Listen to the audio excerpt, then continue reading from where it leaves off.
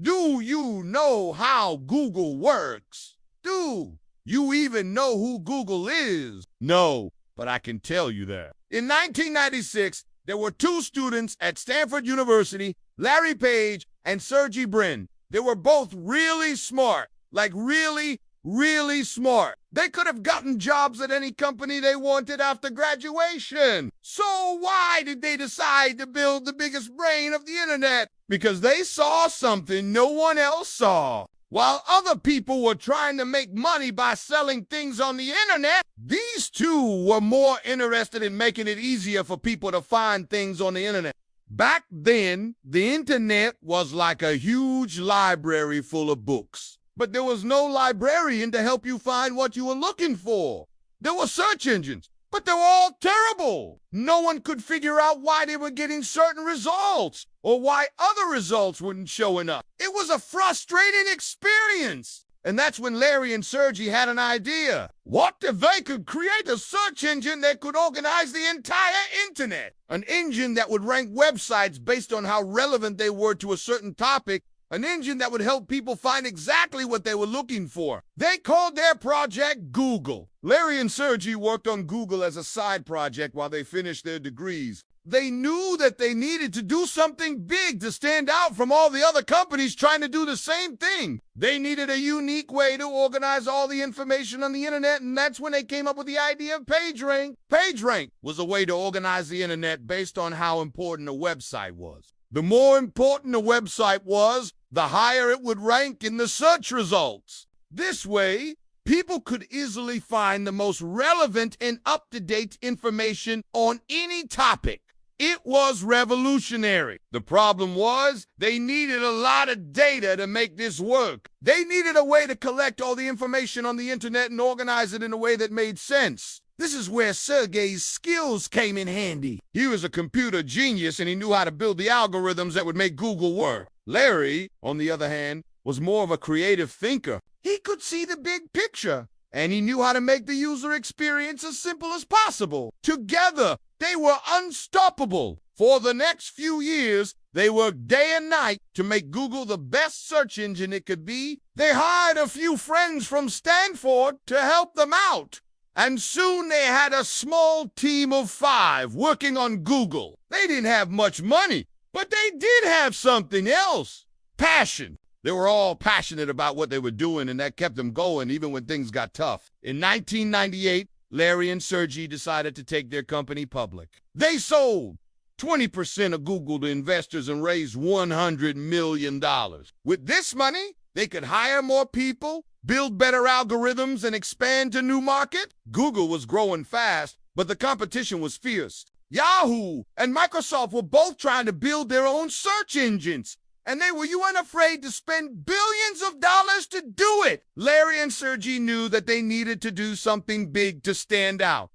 This is where Larry's skills came in handy. He had a knack for marketing, and he knew how to make Google stand out from the crowd. He launched a new ad campaign that read, "Do want they be evil," and it was an instant hit. People loved it. It was funny, it was clever, and it was different. Soon, everyone was talking about Google and its mission to don't be evil. In no time, Google became the most popular search engine in the world. But Larry and Sergey never forgot their roots. They never forgot the hard work and dedication that went into building Google. They could have sold the company to Microsoft for billions of dollars, but they wanted to keep Google independent. They wanted to keep the company culture that had made Google so successful in the first place. So they turned down Microsoft's offer and decided to keep building Google. Over the next few years, Google grew into a massive company. They expanded to new markets, acquired other companies, and developed new products. But through it all, Larry and Sergey remained humble. They knew that none of this would have been possible without the hard work of their employees, so they took care of their employees. They offered them great salaries, amazing benefits, and unlimited vacation time. They also gave their employees a say in how the company was run. Every employee was encouraged to speak up and share their ideas. This created a company culture that was unlike any other. It was a culture of innovation, collaboration, and fun. Today, Google is one of the most valuable companies in the world. They have over 100,000 employees and they generate billions of dollars in revenue each year. But despite all this success, Google hasn't forgotten its roots. They still believe in their mission to do you and be evil, and they still take care of their employees. So how does Google work today? Well, it's not exactly a secret, but it is pretty complicated. Basically, Google uses a combination of algorithms and machine learning to rank websites and show you the most relevant results. Their algorithms are constantly being updated and improved, and they take into account hundreds of factors when ranking websites. One of the most important factors is relevance. Google wants to show you websites that are relevant to your search query. That means that if you search for best pizza in New York, Google will try to show you websites that are specifically about pizza in New York.